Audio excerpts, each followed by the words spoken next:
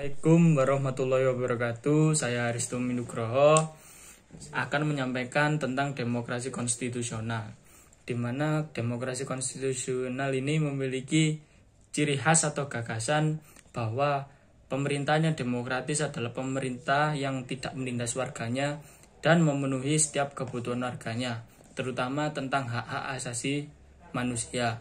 Pemikiran tersebut muncul dari seorang politikus Inggris yang bernama Lord Acton, di mana beliau menilai bahwa manusia adalah makhluk yang akan selalu membuat kesalahan dan penyelewengan.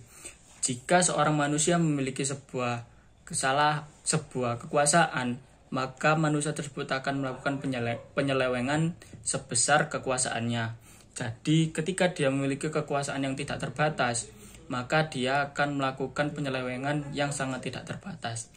Beliau juga mengungkapkan bahwa pembatasan kekuasaan terhadap sebuah negara harus dibentuk atau ditekankan terhadap sebuah undang-undang atau peraturan yang tertulis dan diakui oleh semua warga dan juga mencakup semua kebutuhan warga-warganya. Dalam hal ini jika dilihat Indonesia adalah Undang-Undang Dasar 1945. Sedangkan di Indonesia sendiri demokrasi konstitusional terjadi pada tahun 1945 hingga 1959, di mana periode tersebut adalah periode awal-awal di mana Indonesia mengalami fase kemerdekaan. Hal tersebut dikarenakan Indonesia menggunakan sistem parlementer, yang pada saat itu Indonesia juga menggunakan UUD 1950.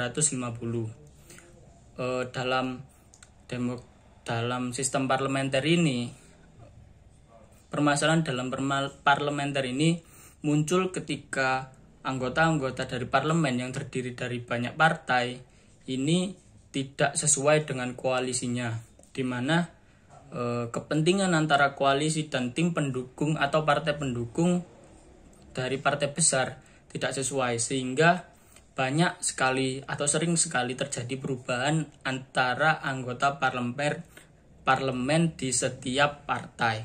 Hal tersebut sangat mengganggu kinerja dari parlemen itu sendiri. Banyak sekali program-program yang tidak terlaksana karena terjadinya gonta-ganti anggota parlemen.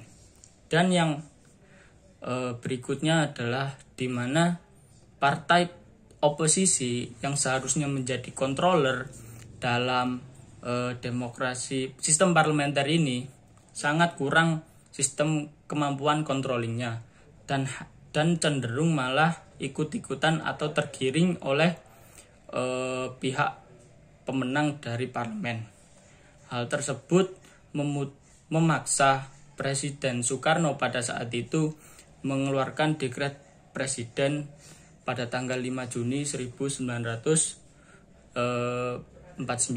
di mana beliau memutuskan bahwa Indonesia harus kembali ke Undang-Undang Dasar 1945